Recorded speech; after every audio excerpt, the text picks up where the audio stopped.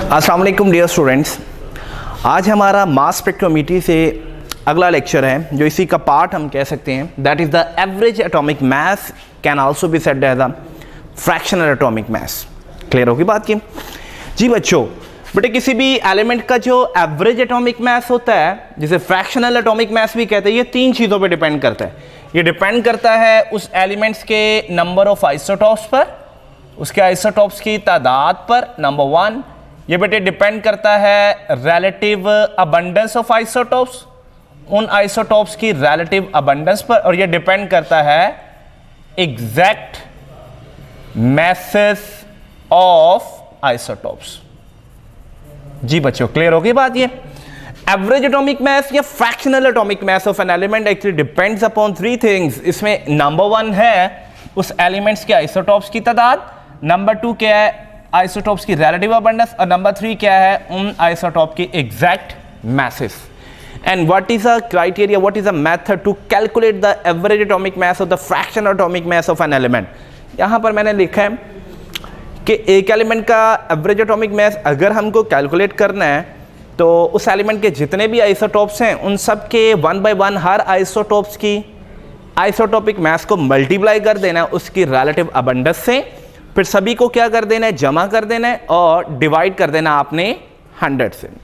Clear होगी बात? ये लुक एट हियर, इसके लिए मैंने लिखा है for the calculation of average atomic mass of an element multiply the isotopic mass of each isotope with its relative abundance and add them together and divided by 100।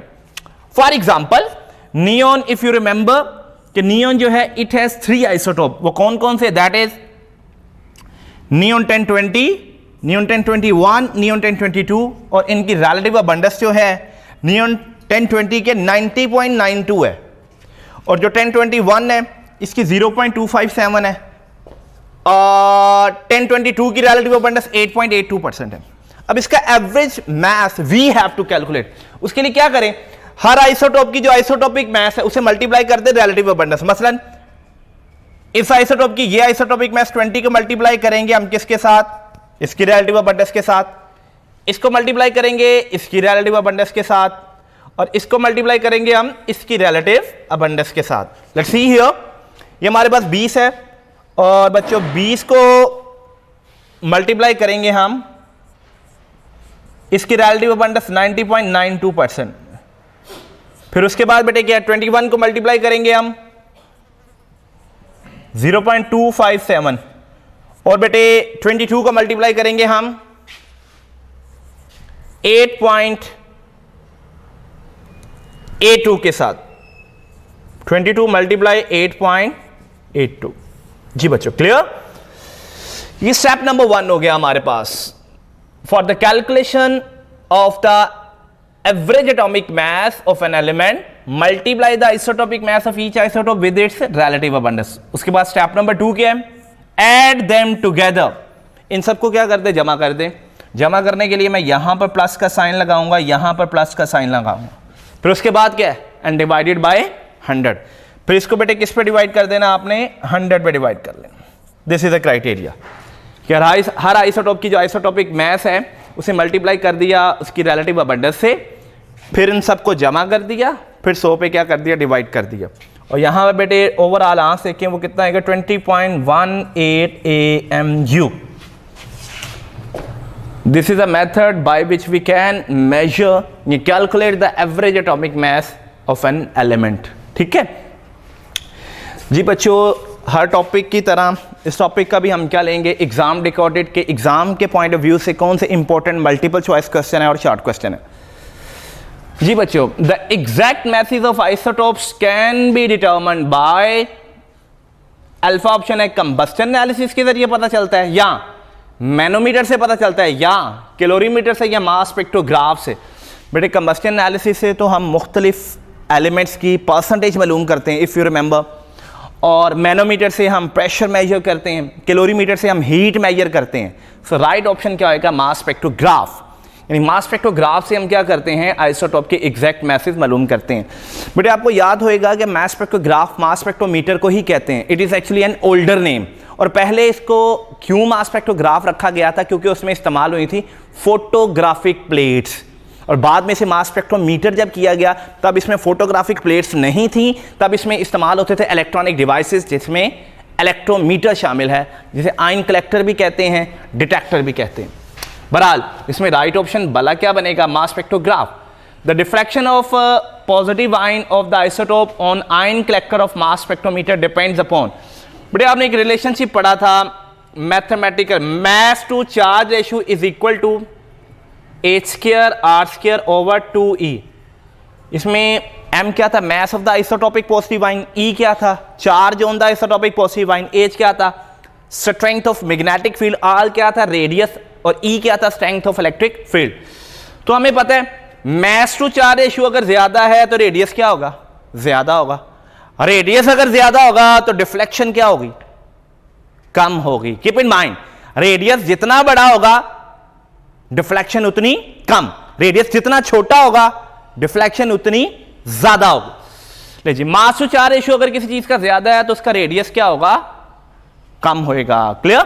For example ये एक beam टूटी है, दो beam में, तीन beam में, एक beam बन गई से बीम ए, एक बन गई बीम बी, और एक बन गई बीम सी। ये डिफरेंट तरह के आइसोटोपिक पॉजिटिव आयन है। अब मुझे बताइएगा इनमें सबसे बड़ा रेडियस किसका होगा, ऑफ कोर्स किसका होगा, ए का।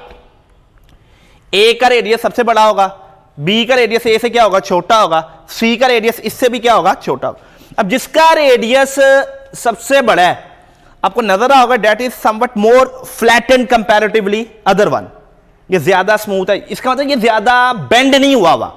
जो ज्यादा बेंड ना हुआ हम कहते हैं वो कम डिफ्लेक्ट हुआ हुआ है, इसका रेडियस क्या है, ज्यादा है। ये बी ज्यादा बेंड हुआ हुआ है, इसका रेडियस कम है, इसकी डिफ्लेक्शन ए के मुकाबले में ज्यादा है। सी इसका रेडियस सबसे छोटा है और इसकी डिफ्लेक्शन सबसे ज्यादा है। क्लियर होगी बात ये। तो लिहाजा हम बात करते हैं आइसोटोपिक पॉजिटिव आयन कि जो डिफ्लेक्शन है ना, it depends upon the mass to charge ratio here, number 1। और आगे एक और चेक कीजिएगा, इलेक्ट्रिक फील्ड इधर क्या हो रहा है, डिवाइड, इधर आके मल्टीप्लाई होएगा। इलेक्ट्रिक फील्ड और रेडियस इसमें कौन सा रिलेशनशिप है, डायरेक्ट। इसका मतलब अगर मैं एच को कांस्टेंट रखकर इलेक्ट्रिक फील्ड को चेंज करूं तब रेडियस चेंज हो जाएगा। इलेक्ट्रिक फील्ड ज्यादा करने से रेडियस ज्यादा हो जाएगा, डिफ्लेक्शन कम। इलेक्ट्रिक फील्ड कम करने से रेडियस कम हो जाएगा, डिफ्लेक्शन क्या हो जाएगी, ज्यादा हो जाएगी। इसी तरह मैग्नेटिक फील्ड स्ट्रेंथ की बात करते हैं, H मल्टीप्लाई हो रहा है, इधर आकर डिवाइड, H और R में इनवर्स रिलेशन आएगा। E को कांस्टेंट रखते हुए अगर हम क्या करते हैं, H इसे ज्यादा कर देते हैं तो रेडियस क्या हो जाएगा, कम हो जाएगा, और डिफ्लेक्शन क्या हो जाएगी, ज्यादा हो जाएगी। क्लियर होगी बात।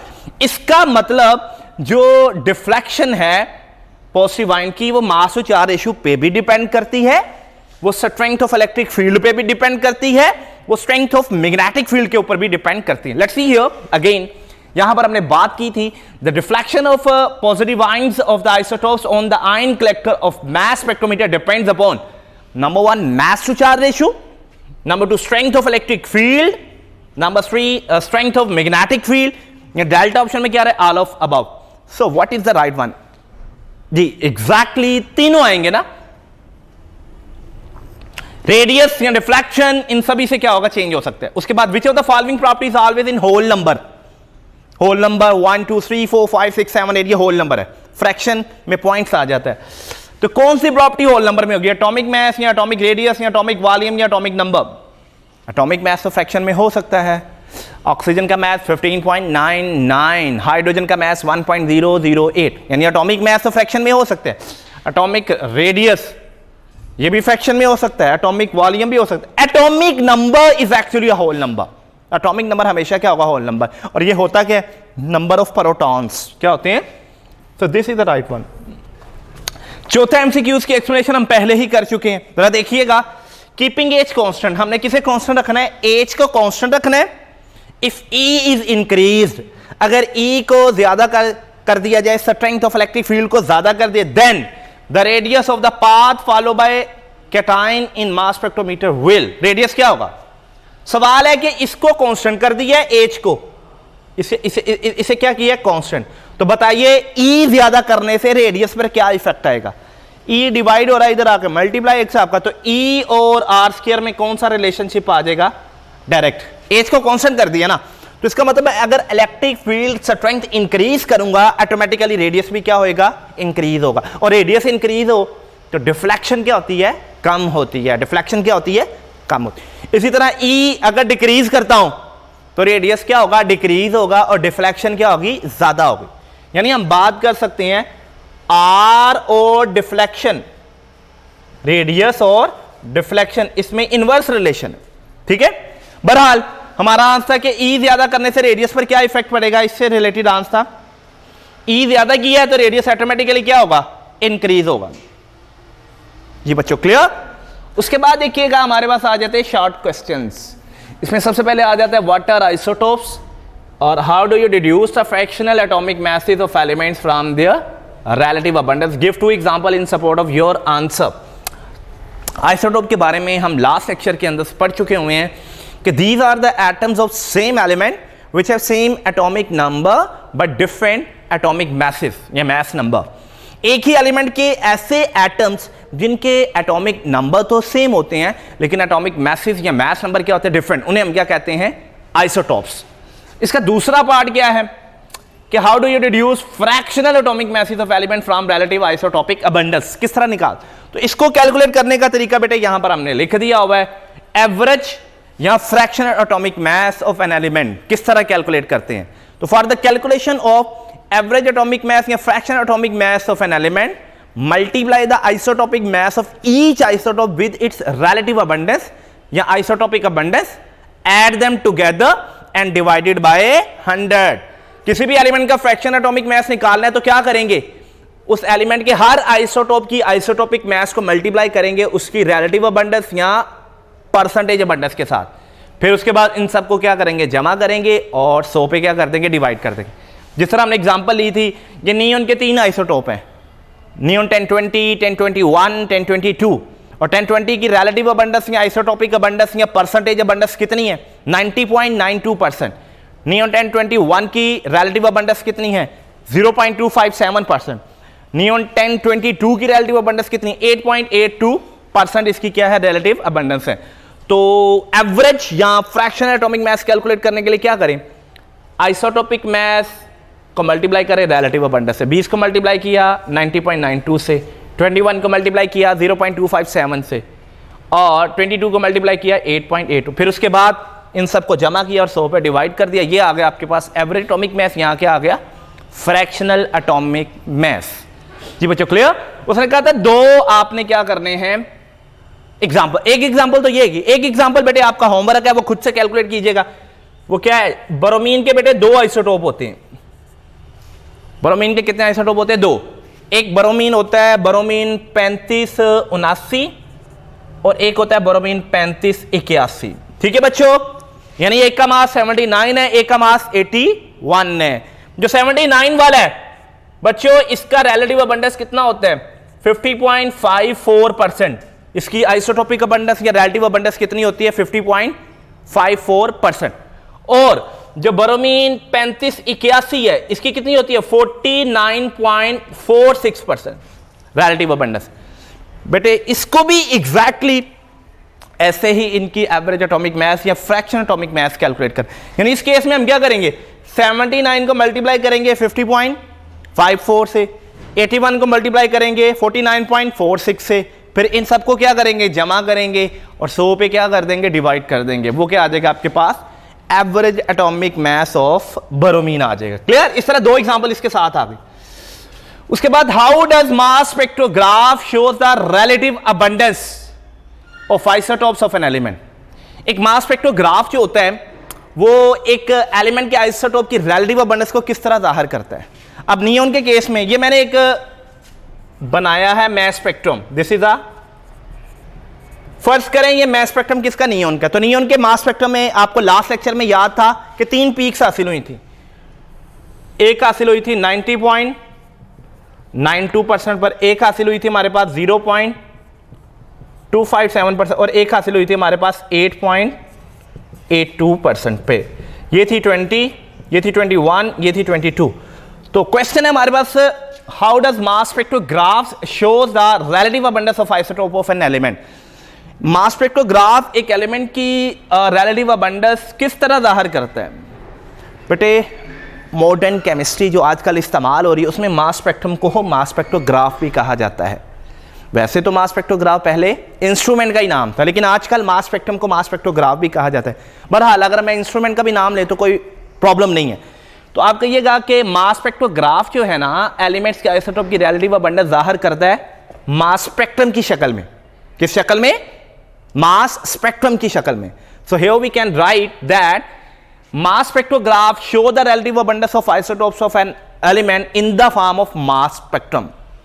और अगली बात, in the mass spectrum height of the peak, in the mass spectrum height of the peak show the relative abundance of isotopes। Clear होगी बात। ये मास स्पेक्ट्रम के अंदर जो पीक की हाइट है वो हमें क्या बताती है? Relative abundance.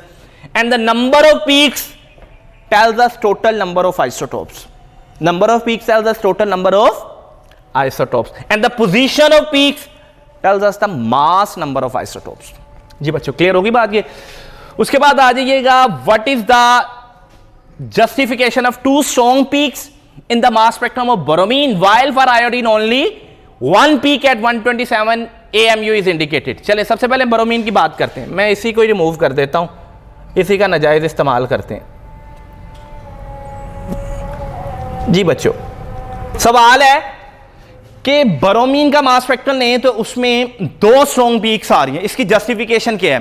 तो अभी थोड़ी देर पहले मैंने बात बताई कि मास स्पेक्ट्रम के अंदर अगर दो पीक आ रही हैं तो इसका मतलब उसमें दो आइसोटोप हैं। अगर एक ही पीक है तो वो मोनो आइसोटोपिक है, एक आइसोटोप है।